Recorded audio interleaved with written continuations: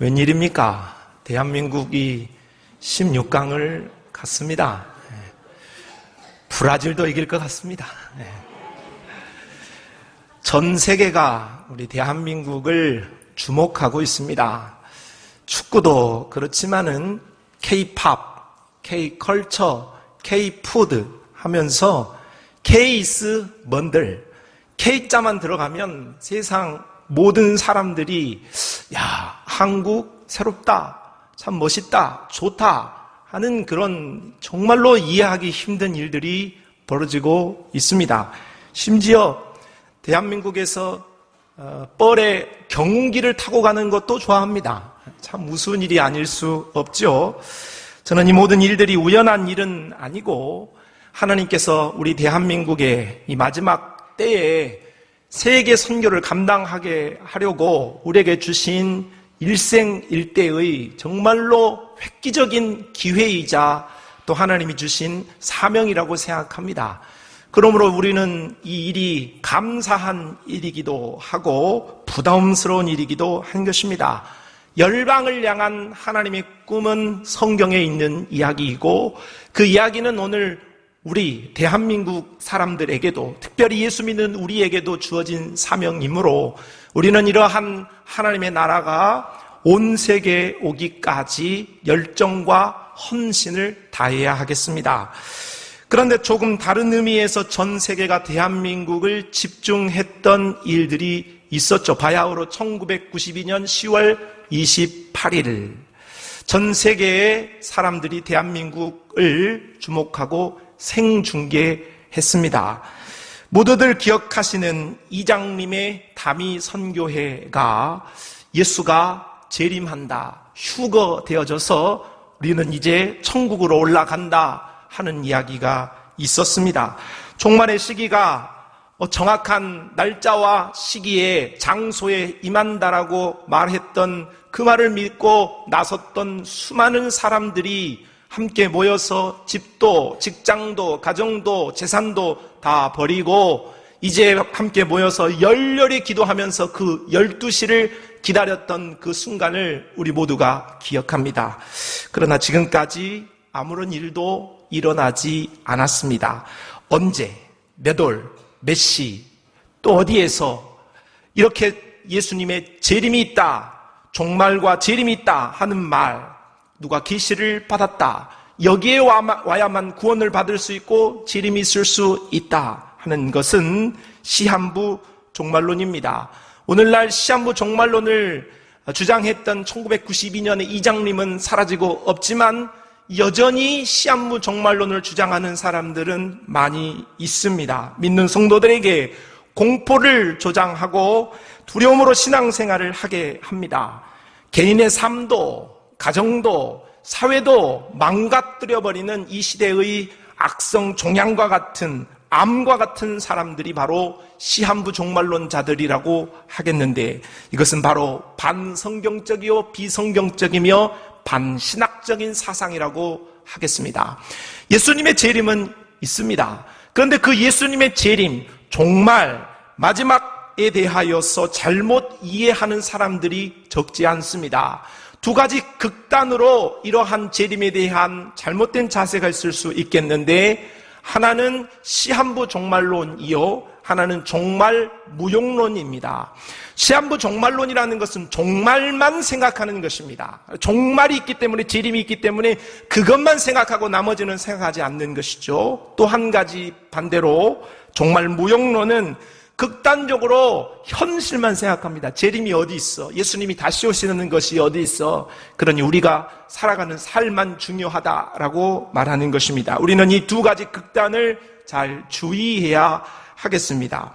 오늘 우리가 살펴볼 본문 마태복음 24장과 25장의 말씀은 소계시록으로 불릴 만큼 재림과 종말에 대한 비교적 자세한 설명을 하고 있습니다.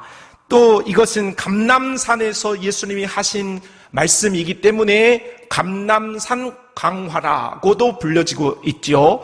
마태복음 24장과 25장의 내용을, 그 개요를 간단하게 살펴보면 마태복음 24장과 25장을 하나로 묶어서 살펴볼 때에 첫 번째 단락은 24장 3절로 14절 말씀으로 종말 재림의 시기와 징조에 대해서 말합니다. 두 번째 단락은 15절로 28절에서 종말과 재림 전에 큰 환란이 있을 것에 대한 말씀을 하고 29절로 31절은 종말 재림이 어떻게 이루어지는가 그 방법에 대해서 소상하게 기록을 하고 있으며 마지막 중요한 것은 가장 중요한 이 감람산 강화 소계시록의 내용이라고 할 수 있는데 종말 재림의 준비를 어떻게 해야 하는가에 대하여서 예수님께서는 7가지 비유, 그러니까 이것은 우연히 있는 일이 아니겠죠. 기록되어진 목적이 분명합니다.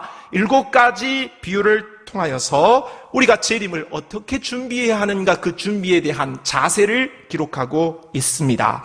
오늘은 첫 번째 단락에 해당하는 24장 3절로 14절을 오늘 본문으로 삼고 오늘 종말과 재림의 시기와 징조에 관한 말씀을 살펴보겠습니다. 제자들은 감람산 위에서 예수님에게 질문을 던졌습니다. 24장 3절 말씀 하반절에 제자들이 조용히 와서 이르되 우리에게 이르소서 어느 때 이런 일이 있겠사오며 또 주의 임하심과 세상 끝에는 무슨 징조가 있사오리까? 우리도 참 궁금한 내용입니다. 이 세상의 끝은 어떻게 날까? 이 땅의 마지막은 온 우주의 종말은 어떻게 되어질까? 참 관심사항입니다. 믿는 자나 믿지 않는 자나 모두에게 이 마지막에 관한 이야기는 참 중요한 이야기지요. 자, 그럼 예수님은 이러한 말씀의 질문에 대답을 하십니다. 종말의 시기와 징조는 이러이러하다 하는 말씀을 오늘 본문에서 주고 있으면서 그 예고와 함께 우리가 그 종말의 시기와 징조를 보면서 어떠한 자세로 살아갈 것인가에 대하여서도 말씀을 주고 있습니다. 살펴보기 전에 오늘 이 본문에 들어가기 전에 우리가 이러한 종말과 재림에 대하여서 먼저 주의해야 할 점을 몇 가지 말씀을 드리겠습니다. 불교나 온불교 같은 세상의 사관은 역사의 관점은 윤회 사상입니다. 돌고 도는 것입니다. 사람이 죽으면 환생하고 돌고 역사는 계속해서 순환되어진다라고 말합니다. 그러나 기독교의 사관은 순환 사관이 아니라 직선 사관이 되겠습니다. 하나님께서 태초에 천지를 창조하시 이전에도 계셨습니다. 그것이 영원이라고 합니다. 그리고 그 다음에 하나님이 태초에 천지를 창조하셨죠. 그리고 구약의 시대가 있었습니다. 그리고 예수님이 오셨습니다. 초림이라고 합니다. 그리고 이제 예수님이 다시 오시는 재림이 있을 것이고 그 재림이 있은 후, 종말이 있은 후 다시 영원 세계로 들어가게 되어지는 것입니다. 그러므로 첫 번째 그림은 보시면 우리가 영원 세계로부터 영원 세계로 이어지는 그 사이에 예수님의 초림과 예수님의 재림이 있다, 이렇게 볼 수 있겠습니다. 자, 오늘 우리 예수님은 이 초림과 재림, 예수님이 한번 오시고 예수님이 다시 오시는 이 사이에 이 초림하신 이후에 예수님은 두 번째 그림, 십자가와 부활, 승천이라는 사건을 눈앞에 두고 있습니다. 지금 예수님이 십자가를 코앞에 두고 오늘 이 말씀을 하고 계시기 때문이죠. 제자들의 질문도 예수님이 십자가를 지시기 바로 직전에 질문한 것입니다. 세상의 끝은 어떻게 됩니까? 종말은 어떻습니까? 재림은 어떻게 이루어져요? 하고 제자들이 질문을 한 것이죠. 이에 대하여서 우리 예수님께서 세 번째 그림, 초림과 재림 사이, 그 사이에 가로 안에 들어갈 내용이 바로 그 재림의 시기와 징조이다 하는 말씀을 하고 있는 것입니다. 자, 그래서 오늘 우리가 살펴볼 내용은 이 가로 안에 있는 시기와 징조에 관한 이야기입니다. 그래서 이 시기와 징조는 오늘 예수님의 초림과 재림 사이에 있는 사건이고 그 안에 있는 일들이다. 그렇게 우리가 먼저 이해를 해야 하겠습니다. 다시 말씀드립니다. 예수님이 오늘 재림에 관하여서 종말에 관하여서 시기와 징조를 말씀하시는 것은 누구와 어디의 사이다? 예수님의 초림과 재림, 그 사이의 것을 이야기한다고 우리가 이해하고 말씀을 살펴야 하겠습니다.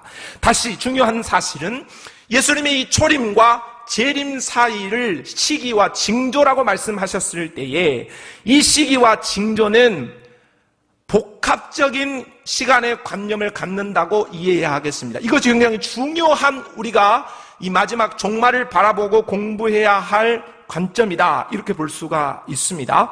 자, 예수님께서 초림과 재림 사이에 있을 종말의 시기와 징조를 말씀하실 때에 이 시기와 징조는 단 하나의 단회적인 사건을 이야기하는 것이 아니다. 물론 예수님이 지금 십자가를 지시고 부활 승천한 후에 일어날 일이기 때문에 미래에 관한 이야기인데 이 미래에 관한 이야기가 복합적으로 엮여 있다, 그렇게 해석해야 맞습니다. 그러면 어떤 미래를 이야기하는가? 첫째, 세 가지를 말씀드릴 수 있겠는데, 첫째는 가까운 미래입니다. 이 말은 지금 예수님이 승천하시고 난 다음에 제자들은 홀로 남게 되어집니다. 그러므로 홀로 남게 되어진 제자들이 예수님 없이 살아갈 어려운 일들이 있게 되어질 것이다 하는 미래 이야기입니다. 그러니 이것은 상당히 가까운 미래에 관한 시기와 징조가 되겠습니다.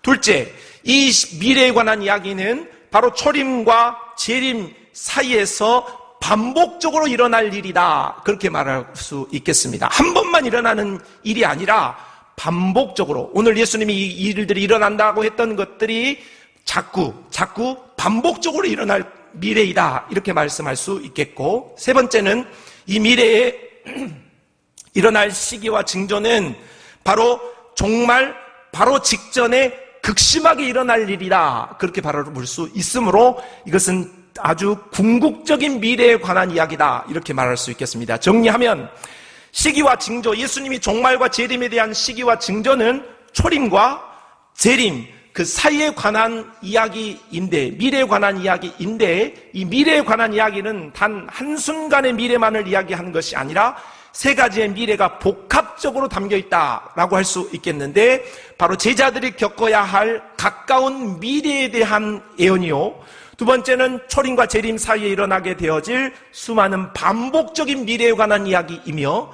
또한 마지막에 종말 바로 직전에 일어나게 되어질 극심한 미래에 대한 이야기인 궁극적인 미래에 관한 이야기다 라고 우리가 이러한 바른 안경을 끼고 이 시기와 징조에 대해서 공부하면 별거 아니구나, 그것이 크게 어렵지 않구나 하고 말씀을 받을 수가 있겠습니다. 자, 그러면 오늘 우리 예수님께서 말씀하신 종말과 시기에 대한 말씀은 어떤 것인지 살펴보겠습니다. 첫째, 종말의 시기와 징조를 예수님이 예고하십니다.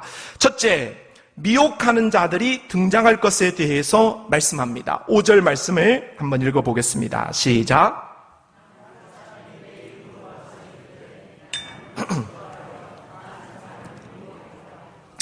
종말의 시기의 첫 번째 사인으로 미혹하는 자들 또는 거짓 그리스도가 등장하게 되어질 것에 대하여 예고하셨습니다. 내가 그리스도다, 내가 메시아다, 내가 선지자다 하는 일들이 일어나게 되어질 거라는 거죠.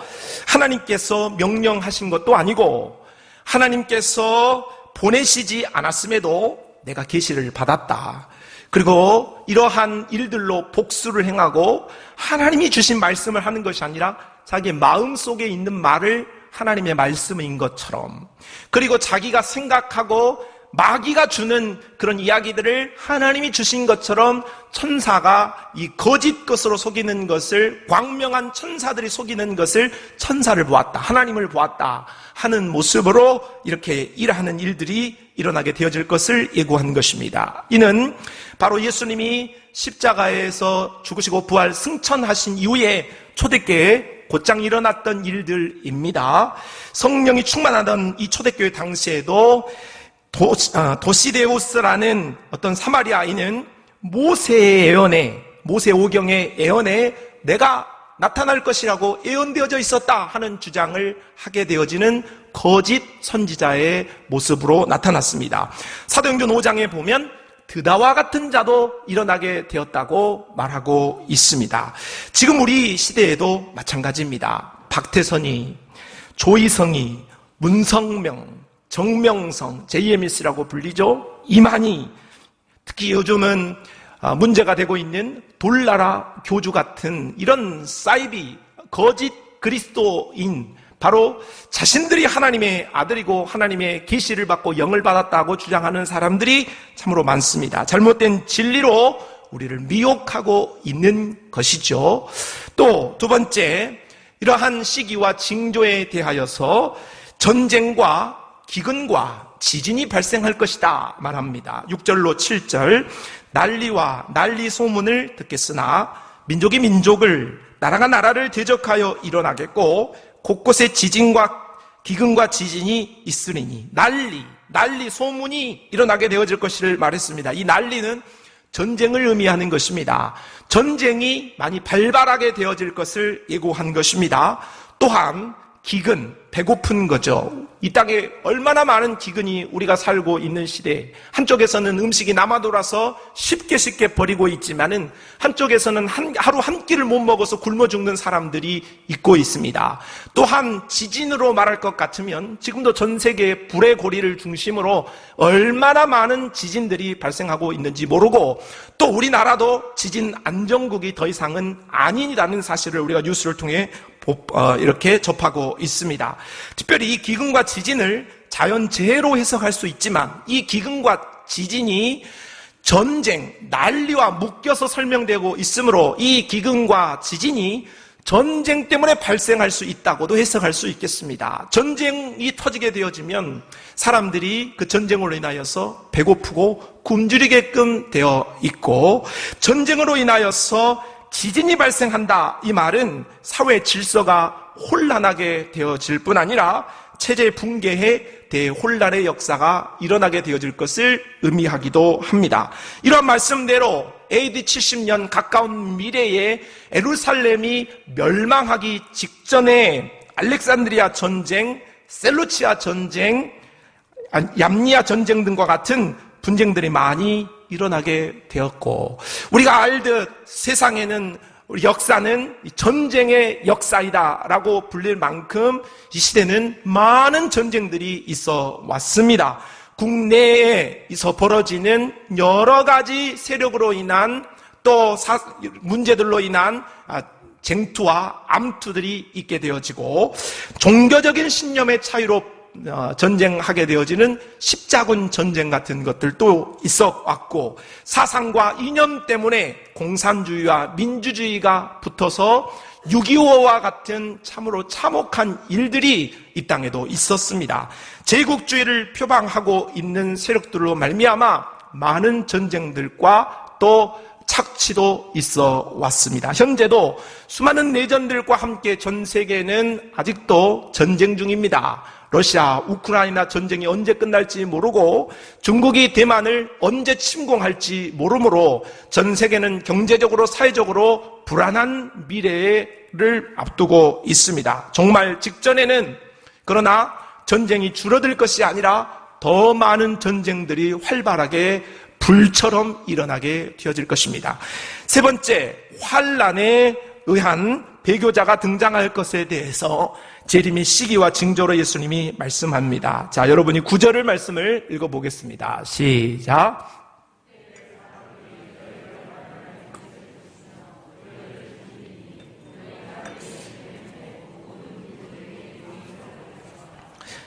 환란이 있다. 바로 예수님 믿는 것 때문에 환란이 있다, 이렇게 말합니다. 초대교회 성도들은 이 환란으로 인하여서 살던 곳, 정든 곳을 떠나야 했습니다.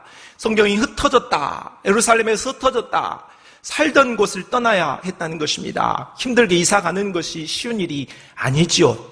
삶의 터전을 떠나는 것이 어려운 일인 것입니다. 그런데 그 이유가 예수 믿음 때문이었다고 합니다. 헤롯에 의하여서 야고보는 칼로 목베임을 당했고, 스데반 집사는 당당하게 돌에 맞아 죽음을 당했습니다. 특히 초대 교회를 시작으로 기독교의 250년의 역사는 로마 제국에 의하여서 대대적인 박해를 받게 되었습니다.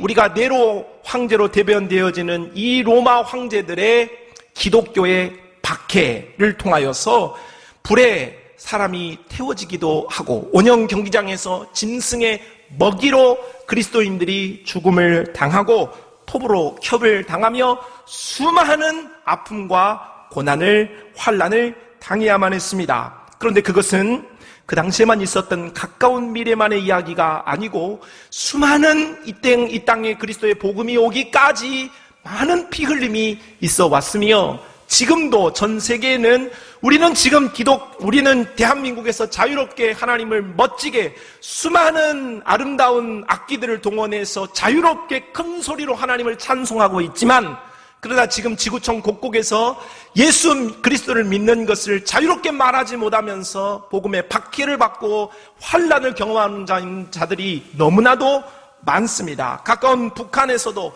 예수를 믿으면 정치 수용소에 갇히게 되어지고 가난을 또 굶주림을 겪어야만 하고, IS라는 이런 이슬람 무장 세력에 의하여서 정말로 참혹한 처형되어지는 장면들을 우리가 목도했습니다. 아프리카 마을들에서는 지금도 예수 믿는다는 이유로 그들을 구덩이에 파고 거기에 수풀을 얹은 다음에 불을 붙여서 사람을 죽이는 그런 일들을 저도 확인한 바 있습니다. 유럽 국가에서는 예수를 믿는다는 이유로 그 교회에 폭탄을 던지고 테러를 감행하는 일들이 지금도 일어나고 있습니다.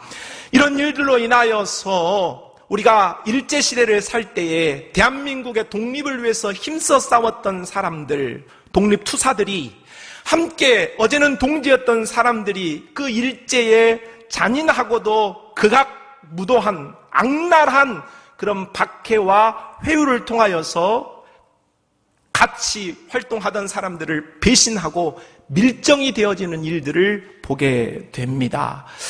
어제는 동지였는데 오늘은 나를 파는 사람이 되고 만 것은 그만큼 악랄하게 접근해 들어오는 일제의 그런 모습들 때문이었죠.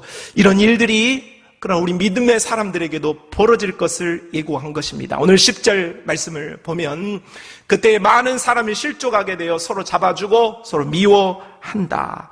예수를 믿고 그 복음을 위하여서 끝까지 같이, 오늘 내 동지였던 사람들이 내일 나를 배신하고 예수 믿지 않는 사람들에게 나를 팔아넘긴다는 것입니다. 밀정 노릇을 하고 서로 반목하고 서로 의심하게 하는 그런 일들이 발생하게 되어질 것을 말씀한 것입니다. 가룟 유다가 예수님을 팔아 넘겼듯, 내부 고발자가 있었듯 바로 큰 박해로 말미암아서 이런 일들이 일어나게 되어질 것을 예고했다는 것은 예수 믿는 것이 장난이 아니라는 것입니다. 예수를 믿고 따르는 일이 생명과 관련되어진 일이기에 또 큰 박해와 핍박이 있을 수 있기에 이러한 배신의 역사도 바로 종말을 앞둔 우리의 믿음의 역사에 벌어지게 되어질 것을 우리 예수님이 예고하십니다. 네 번째, 시기와 징조에 대해서 말씀하시기를 사랑이 식어질 것을 말씀했습니다. 12절에 불법이 성함으로 많은 사람의 사랑이 식어지리라. 인생은 하나님의 법을 따라 살도록 하나님의 법에 맞추어서 살 때에 질서정연하고 행복한 인생으로 가도록 설계되어져 있습니다. 그런데 거짓 선지자들과 거짓 교사들, 거짓 철학자들은 이 법을 무너뜨립니다. 세상에서 사람들은 다 자유를 말합니다. 그런데 우리 기독교 하나님의 법은 타협할 수가 없죠. 세상에 있는 종교도, 세상에 있는 철학도 다 서로 자기들끼리 다 타협이 가능하고 이해가 가능하죠. 그러나 하나님의 법, 하나님의 말씀은 타협이 불가능한 것입니다. 그러나 우리는 하나님의 자녀들이기 때문에 하나님이 말씀하신 그 법에 따라, 그 질서를 따라 살아가는 사람들이라고 하겠습니다. 그런데 거짓 교사들과 거짓 그리스도인들, 거짓 철학자들은 이런 하나님의 법을 무력화시킨다는 것입니다. 그 법을 틀렸다고 대항하고 적대시하게 되어진다는 것이죠. 하나님의 법은 하나님 사랑과 이웃 사랑으로 대변할 수 있겠습니다. 사랑인 것이죠. 하나님을 사랑하고 이웃을 사랑하는 것이 바로 하나님이 말씀하신 법이라는 것입니다. 그런데 이러한 세상은, 마귀는 우리에게 이러한 사랑을 무력화시켜버리는 것입니다. 하나님 사랑하지 마, 이웃도 사랑하지 마 하고 말하는 것이죠. 불법이 무성하도록 만들어내는 것이죠. 그래서 그들이 원하는 것은 우리의 마음속에 하나님 사랑과 이웃 사랑을 뽑아내고 거기에 대신하여서 다른 것을 사랑하라고 합니다. 너 자신을 사랑해. 그리고 돈을 사랑해야지. 그리고 쾌락을 사랑해야 행복할 수 있어 하고 우리를 유혹하는 것입니다. 그런데 하나님의 사랑과 이웃 사랑을 빼버리고 나면 우리는 아무것도 남지 않고 나락으로 가게끔 되어 있습니다. 우리나라는 더 이상 마약 청정국이 아닙니다. 전에만 해도 우리나라에서 마약 이야기 뉴스에서나 볼 수 있는 이야기였고, 어떠한 조폭들이나 이렇게 유통하고 또 사용하는 것으로 여겨졌습니다. 그런데 지금은 그렇지 않습니다. 여러분의 자녀들 특히 주의하게끔 해야 합니다. 발달되어진 SNS가 우리에게 꼭 좋고 유익한 것만은 아닙니다. 텔레그램 방을 중심으로 해서 마약을 사겠습니다 하고 SNS를 올리면 1시간 안에 마약을 아무런 제약 없이 받아서 맛볼 수 있고 그것을 누릴 수 있는 시대가 되어버리고 말았습니다. 한 우울증을 겪었던 아기 엄마가, 두 아이를 키우는 아기 엄마가 너무나 심한 우울증을 극복하기 위하여서 이 마약에 쉽게 손을 댔습니다. 그럼 온통 생각 속에 마약 생각뿐입니다. 어린아이, 그렇게 사랑스러웠던 아이가 울어 제껴도 그 울음은 들리지 않습니다. 아이가 무엇을 요구해도 그 아이의 요구도 들리지 않습니다. 오직 마약 생각뿐이라고 합니다. 왜 그렇습니까? 다른 것을 사랑했기 때문에 모성애도 빼앗기게 되어지고 상식도 빼앗기게 되어버리는 것입니다. 우리 마음속에 하나님을 사랑하는 것을 뽑아버리면, 다른 것을 사랑하게 되어지면 그 사랑 안에 집착하게 되어져 있는 것입니다. 하나님의 세상을 우리가 사랑하게 되어지면 우리가 하나님을 사랑하는 그 사랑은 점점 식어지게 되어집니다. 요즘은 다 그렇게 살아갑니다. 그것이 바로 말세의 징조인 것이죠. 다섯 번째, 온 천하에 천국 복음이 전파된다고 하였습니다. 14절 말씀이죠. 이 천국 복음이 모든 민족에게 증언되기 위하여 온 세상에 전파되리니 그제야 끝이 오리라. 예수님의 마지막 명령이자 성경의 마지막 명령은 모든 민족, 온 천하에 복음을 전파하는 것입니다. 바울도 로마서에서 이러한 신비에 대해서 말하기를, 유대인 너희들이 저버린, 너희들이 예수님을 십자가에 못 박고 믿지 않았던 그 예수를 이제 이방인의 충만한 수가 차기까지 전파되어질 것이다. 그리고 그 이방인의 충만한 수가 차게 되어지면 다시 너희에게 복음이 오게 되어질 것이어서 유대인들이 예수 그리스도를 믿는 순간 이제 세상에 끝이 오게 되어질 것에 대해서 비밀을, 우리에게 그 신비를 가르쳐 준 바 있습니다. 그러므로 온 천하에 천국 복음이 완전히 전파되어지게 되었을 때에 바로 예수님의 재림과 종말이 있게 되어질 것을 말씀하는 것입니다. 그러면 전 세계 복음이 충만하게 들어갔는가? 네, 그렇게 되어지고 있습니다. 아직 미 전도 종족, 복음을 받지 못한 종족이 7,410 종족으로 알려지고 있지만 중요한 것은 그 종족의 수가 점점 떨어지고 있다는 사실이고, 이스라엘에 있는 유대인들도 예수를 믿는 사람들이 늘어나고 있다는 사실입니다. 그러니 중요한 팩트는 예수님의 오시는 발자국 소리가 점점 가까워지고 있다, 그렇게 볼 수 있겠습니다. 정리하면 오늘 우리 예수님께서 종말 재림의 시기와 징조에 대하여서 말씀하신 말씀, 미혹하는 자가 등장할 것이다. 전쟁, 기근, 지진이 발생할 것이다. 배교자도 등장할 것이고 사랑도 식어지게 되어질 것이고 온 천하에 복음이 전파되어질 것이다 했던 이 이야기를, 서두에 말씀을 드렸던 세 가지 미래의 관점으로 생각해 보자면, 예수님께서 십자가에서 죽으시고 부활 승천하신 이후에 가까운 미래에 그 일들이 있어 왔죠.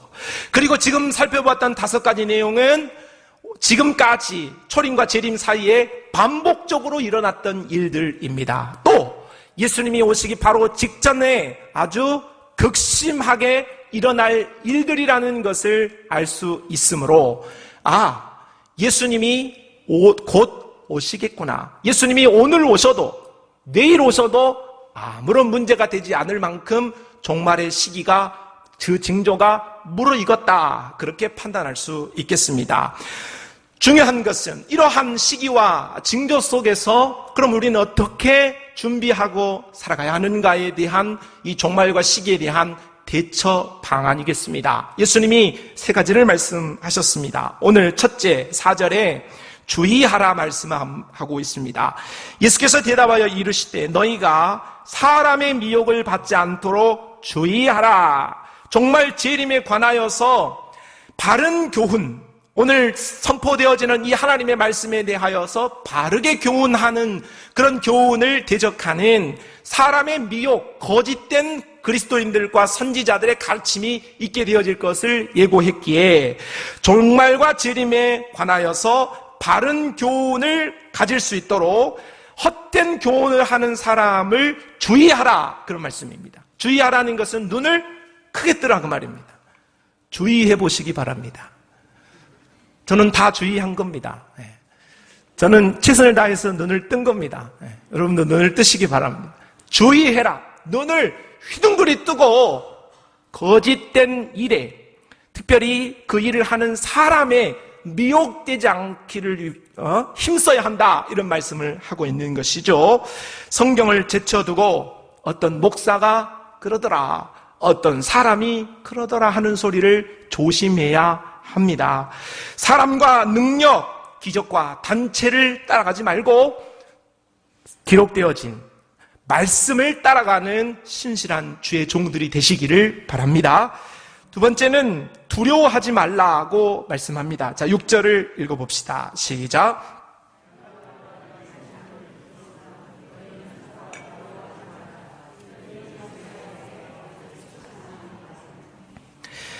종말과 재림에 대해서 잘못 가르치는 사람들의 특징은 공포감을 줍니다.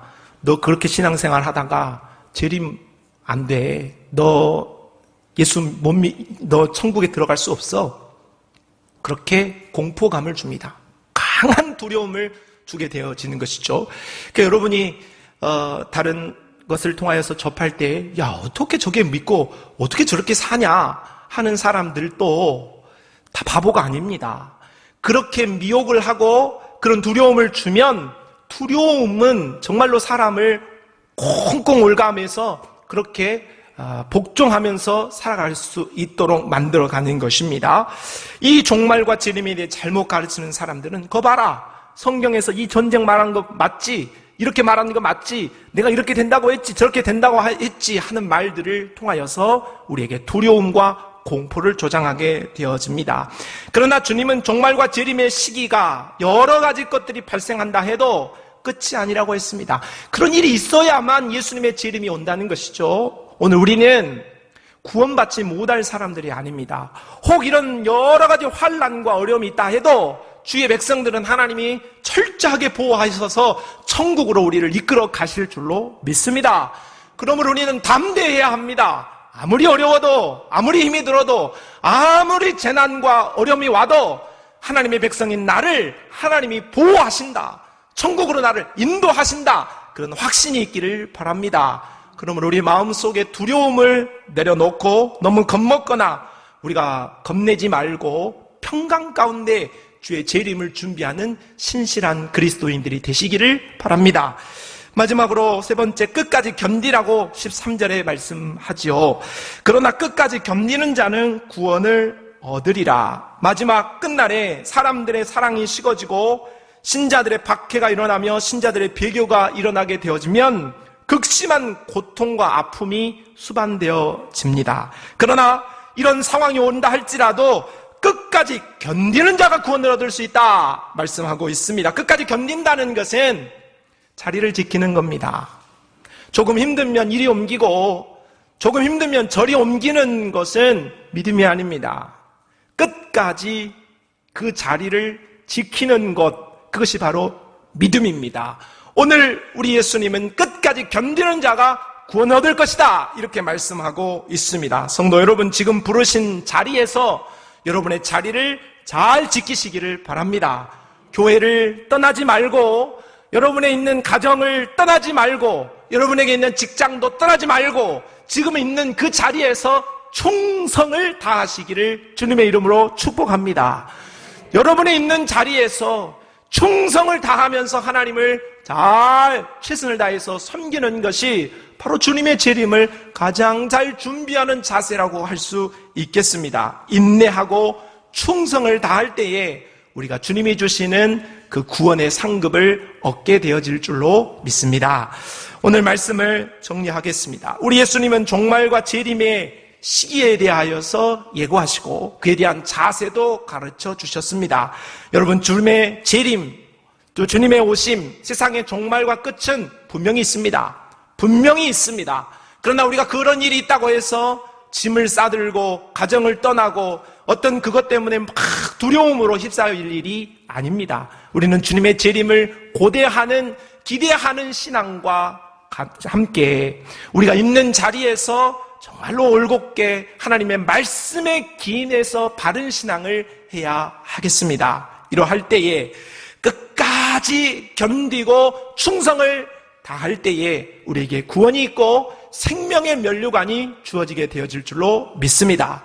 여러 가지 세상의 말들과 교회 안에서도 잘못된 해석으로 인하여서 우리에게 공포를 주고 여러 가지 잡다한 생각을 주게 되어지는데, 그러한 소리에 우리가 귀를 예민하게 열고 반응하지 말고 하나님이 주시는 말씀 그대로를 받고 우리에게 주어진 자리에서 우리에게 주어진 신앙으로 최선을 다함으로 주님이 주시는 정말 놀라운 은혜와 상급들을 다 받아 누릴 수 있기를 주님의 이름으로 축복합니다. 하나님 아버지, 오늘 우리가 주님의 오심을 기다리며 종말의 시기와 징조를 잘 알아서 주님이 오시는 그날에 우리가 정말로 함께 기뻐하며 영원한 천국으로 인도받을 수 있도록 우리의 삶에 은혜를 베풀어 주옵소서. 예수님의 이름으로 기도합니다. 아멘.